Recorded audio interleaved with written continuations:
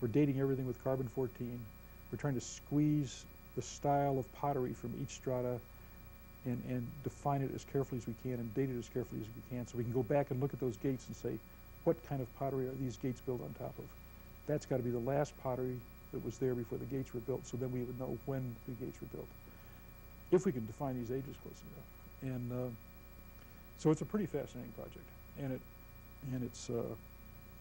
has some importance in the whole world of biblical archaeology, and it's just really exciting to be involved in it. Well, I can tell. I remember we talked last year, you know, you had this passion for it, and I couldn't help but think what wonderful stories it would make. I mean, you've done 11 prey novels, right? Right. And we might talk in a minute then about the camps. You've done 2 and a third one coming. But, you know, after a while, no matter how successful and wonderful they are, it must be cross your mind that you'd like to write something else. Well, you know, the thing is, I was always a thriller fan, or a detective novel fan, or a mystery novel fan. I mean, I read everything from Nero Wolfe to and you know, Sherlock Holmes to you know, the latest thriller writers. And so I like writing them. I mean, it just sort of seems like a natural thing to do, and you know, I wrote one book that was not a prey novel under the Sandford name just a couple years ago. Right, Night Crew, I think. In fact, it's over there somewhere. Right. And then I wrote, I've written 3 books. I wrote 2 books under my real name, which is John Camp, although those were later republished under the Sandford name, and now another one coming out in that series. But basically, I like doing it. I mean, I have a fun. It's like being a puzzle freak in a way. You know, you sort of build up the puzzles as you go along, and it's fun. Mm-hmm. I mean, I enjoy doing it. So I could probably write 20 of them if the tours don't kill me. I mean, it's the tours that are going to kill me sooner or later. You know, isn't that true? The business of being a writer is much harder than being a writer. But I wasn't thinking so much that you would be tired of writing, as that, you know, if you're writing about one set of characters one place and all, every once in a while I would think you would sort of yearn to go somewhere else and write about something else. Just to do it, you know. Yeah, a little bit. But the other thing is that I've got sort of an active lifestyle, and I don't put archaeology in my novels, and I don't put golf in my novels because I'm kind of a golf enthusiast too, and I also like to hunt and fish, and so I do fly-in tours up to Canada, fly-in fishing trips up to Canada in the fall, and I've got the archaeology going in the summertime, and so I'm pretty busy all the time, and when I get into one of these books, it's just kind of like easing into a hot bath. You go, now I'm back into a book again. And I may write some different books, but it just seems like when I get to the point of starting, I've been thinking about Davenport and what he's been doing lately. And so, you know, I really know that he's a fictional character, and I don't have any kind of bizarre attachment to this guy. I mean, and everything. But it does seem to me, after all these years, he's like a guy that I don't see very often, who's over on the other side of Minneapolis someplace. I'm a St. Paul guy. I come from east of St. Paul, and Minneapolis is the western part of the metropolitan area up there.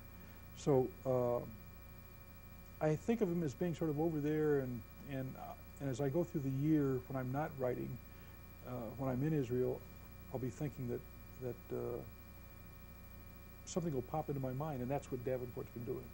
And then I start writing it, it starts coming along. So plotting for you is sort of like getting reacquainted with Davenport. A little bit. And catching up?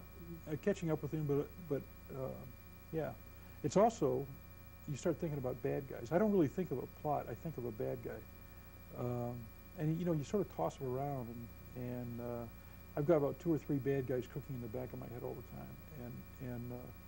And then you fit him into the plot somehow, but it takes a while for them to develop their full extent of their badness, or whatever extent it's going to be.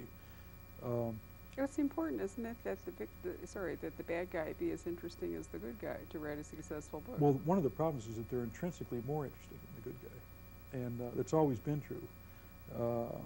You know, it was everybody has a struggle with the fact that Satan is more interesting than God. And I mean, you know, when you go all the way back to you know, the Renaissance, but and that happens with these. A bad guy can take over a book if you're not careful, and you really can't let that happen. You've got to. What we're doing is essentially a lot of us are telling morality tales in kind of a weird way, in which we show bad people doing some of the things that they do in real life, but they always get caught in the end. I think that one of the reasons that the Thomas Harris book, Hannibal, that a lot of people were kind of didn't like the ending, is because even though the ending has its own fascination, you didn't get the satisfaction of knowing that good triumphed. And in most thriller novels, that's the point, is that good will win out in the end. And people, I think, are satisfied by that. They're not satisfied if good doesn't win out in the end. Even though they know that good doesn't always win out in the end in real life, they want that. They want to see that curve. And it's what makes kind of a satisfying book for, even for, you know, people who do it professionally, like I do. You know, I write my book, and it's following a particular arc, but then I'll read Bob Cray's latest book, and I don't want the bad guy to win. It's interesting. You know, I think people have always been deeply uneasy about Scott Turow's book, Presumed Innocent, because they were, you know, so ambiguous how it all worked out. And I have found, actually, in the last few years, that there are more books with ambiguous endings, which presumably are the writer's effort to reflect things like the O.J. Simpson, you know, mess, because life doesn't turn out quite that way. But I can really see, talking to you, about why you like thrillers, because in a detective story, take a Christie, you know, the guy that gets killed usually is some jerk that 9 people want to knock off, right? Because you have to have a circle of suspects, but you don't really get to know him. You just know he's, you know, right, the old fellow who's holding on to the money, et cetera.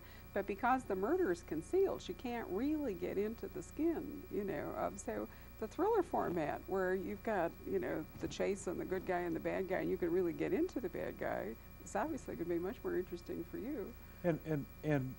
But like I said, you've got to be careful he doesn't take the book over. Sure.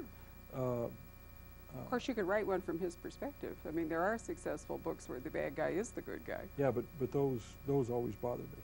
There was a book called, it was made into a movie.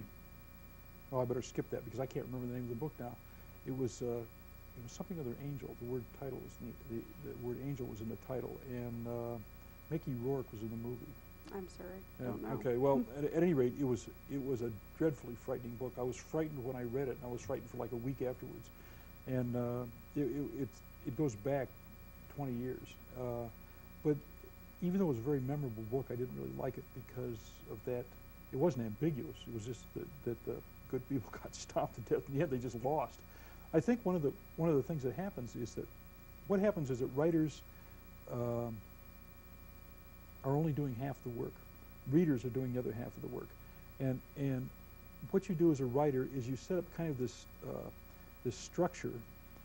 It's like the structure of a dream, and you provide most of the main characters. And then the readers, the reason that they get so deeply in the book is they begin to dream that dream.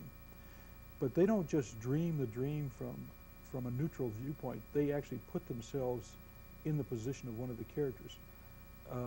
So in one book, I had a rather attractive young actress who we got halfway through the book and I killed her off. And I had a lot of people say they really didn't like that because that was who they were in the book. A lot of people look at it from the viewpoint of Davenport, but a lot of, especially when I have a romance going in one of the books, a lot of women readers will put themselves in the place of one of the women characters. And they will really look at it from that point of view. And if that person is victimized and has no way to get back in the end or to equal, they will feel like it happened to them, I think. They will feel like they, and I think that one of the problems with the Tom Harris book, which I keep coming back to because I find it kind of a fascinating book, but one of the problems is that all those people who identified with the woman character, the FBI agent, Starling, to have her turn like that, they're already trapped in her personality as they go further into the book, and this is not something that they would want to become, the reader would. Exactly. It feels kind of like a betrayal. Well, it's just that you wouldn't want to do that. You don't feel tricked. The book is so skillfully written, you don't feel tricked, but you don't want to become a cannibal. I didn't mean it that way. Yeah. I meant that, you know, you would be betraying your own self. If you'd become that character and you wouldn't do that, then to have to be forced into it. You become it becomes something where you're put in the position of you yourself would become very distasteful. Exactly. And there is a thing about writing these books, and I guess I keep coming back to this too much, but you want them to be successful, and you want people to like them. You're not coming back to it too much. I mean, most people think to write means to be published, and you know, if you're going to be published, then the widest audience you can acquire is, you know, is a good thing.